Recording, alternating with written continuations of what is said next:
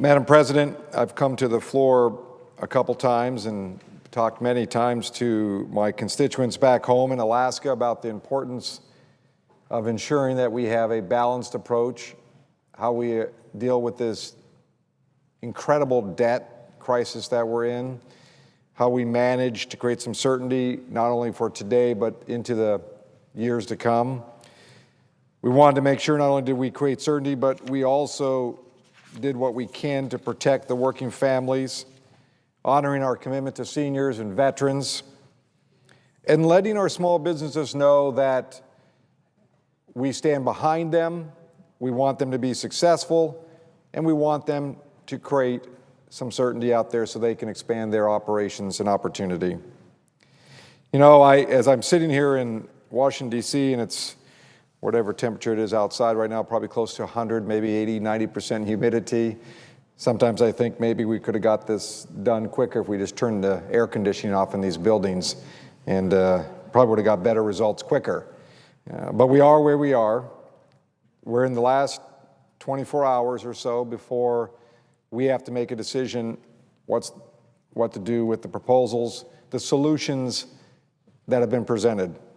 You know, I'm here, and I wish I was home, to be very frank with you. This last weekend, my son was celebrating his 9th birthday, and as a parent, you know, every birthday is huge and makes a difference. I know, you know, the presiding officer knows that very well. So while I'm here, they were enjoying life. Made me think about a lot, and I'm going to put this poster up because I think this is a great poster. I got this text to me during a committee meeting. This is my son who's just turned 9, with a real fish. Those that can't see it, it's the same height as he is. He caught this fish with his mother a few days ago. You know, it's a 40-pounder king salmon. It's what we call real fish. And we would consider this also small in comparison to some others we catch.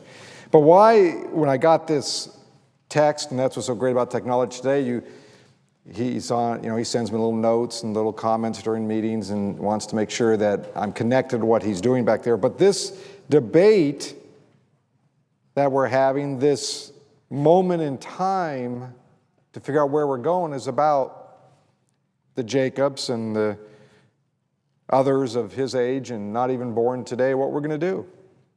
You know, we're here, presiding officer and I already experienced many years of our life and what we've already enjoyed and hopefully enjoy more. But really it's about Jacob and others, many of the kids that when I go back home, I get a chance to talk with them. And I'm sure the presiding officer has done it where you go into an elementary school or preschool. And I know you were a teacher in Sunday preschool. And you go in there and you have conversations with them and you talk with them and they tell you in their own way, which is sometimes very brutally honest about what they think of what's going on. And I'll say a quote here in a second. My son said to me, not that he understands everything we're doing, but understands that it is a intense time here because I'm not home. I'm not with him, so he knows it's important what we're doing here. So as we sit here and debate this solution, what's the next step? You know, is it a perfect solution? No. Does it have some issues that I'm still concerned about? Yes. But does it move us down a path to start dealing with the spending, the deficit, the debt, creating certainty, protecting those that need protection, and such as our seniors and our veterans? Yes. This proposal produces about a $1 trillion down payment on our deficit and debt. It lays out a process that we could achieve another $1.5 trillion in debt reduction if this joint committee can come back with a proposal. But in the process of all this, it will create certainty into the marketplace. It will create certainty for all of us to know that a small business person who's been thinking about expanding their business can do that because the markets will respond positively. It will create certainty to the individual who maybe was thinking about buying a house or buying a car because now there's stable rates.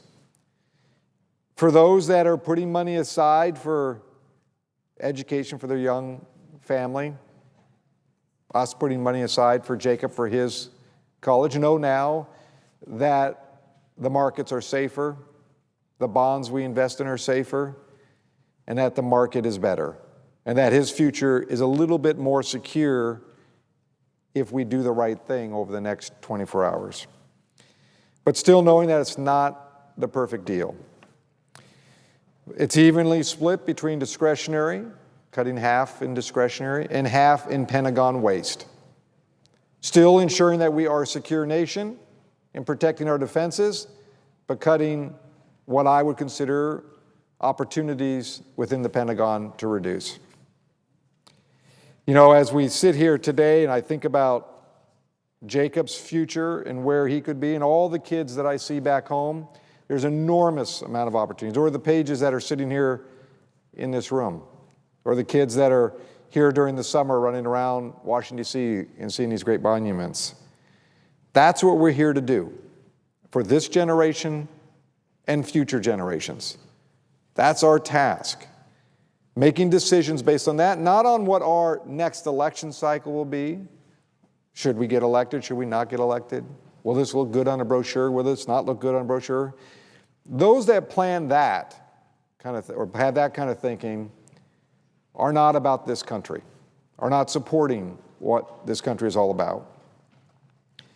You know, I think about all the issues that are in front of us.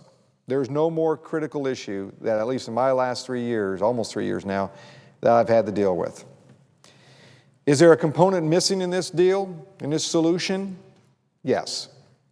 We're not dealing with the millionaires and billionaires' tax cuts they've received and benefited from when they really didn't need it. We're not dealing with the loopholes, the scams and shams that people have taken advantage of within our tax structure.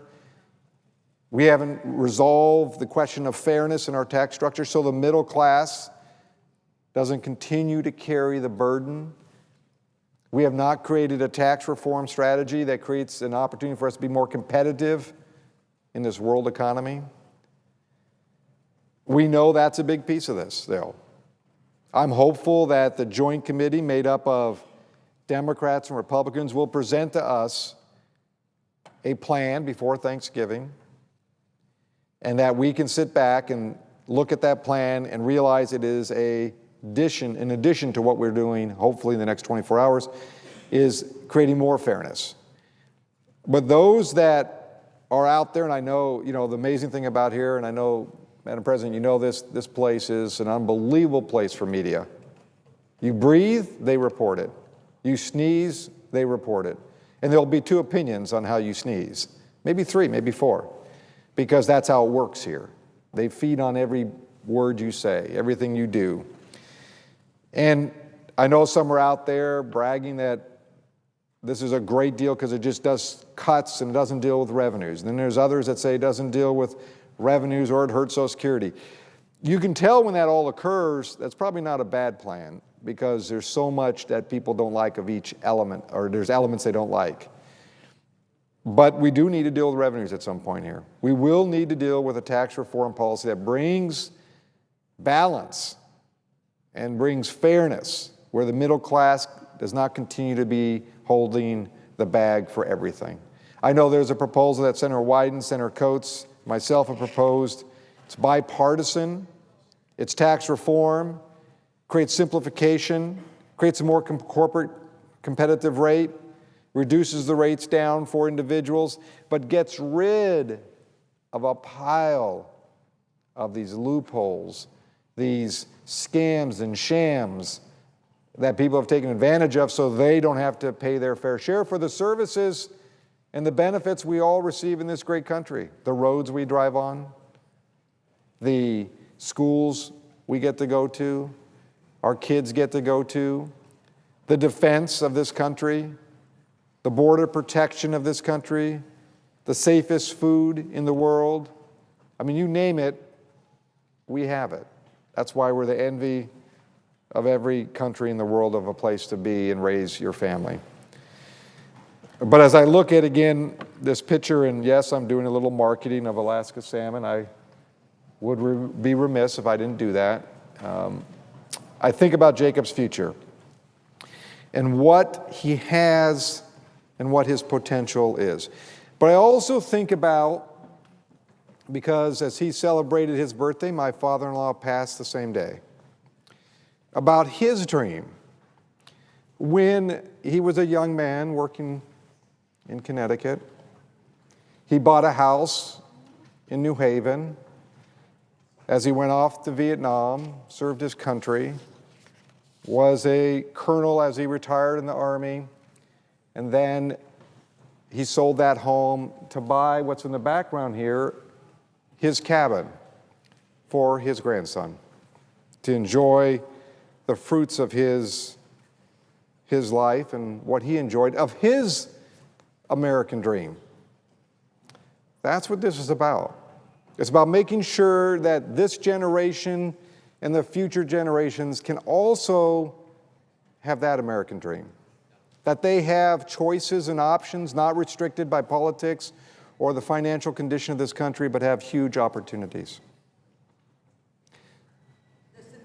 The senator has used 10 minutes. I'd ask for an additional 5 minutes. Without objection. And I think about where we are today. My son, again, has been watching this, and just because I'm not home. And he has a phrase he likes to use, even though it's not the perfect deal, but it does create balance. He will say at times, just suck it up, Buttercup. I don't know what show he saw that on, but all I know is that's his phrase. And that's what we're going to have to do here. It's not perfect, but we're going to have to do what's right for the next generation and the future generations. Madam President, we have huge opportunities and challenges ahead of us. We have an economy that needs additional work to ensure that we are creating every opportunity to create jobs in this country for everybody, no matter who you are, where you live, what age you are. We need to make sure that we continue to be the respected country that my father-in-law fought for in Vietnam, my son hopes for, we hope for, and future generations hope for. So today I come down here because I think we are close to resolving the issue that has stretched us to the brink almost. And hopefully as we get beyond this, that we'll have this ability as Democrats, as Republicans, to look first as Americans, as Alaskans, as North Carolinians, wherever you're from, and focus on what's good for this country. Madam President, we'll hear more over the next 24 hours about what all the details and more of the deal. I've heard a lot of it already, but the public will learn more about it. There will be pieces we don't like. There'll be pieces I'll get phone calls in my office that they don't like it. You'll get calls. But at the end of the day, we are going to do it because it's the right thing to move forward. It's going to be tough. And we'll get criticism for things we could have done.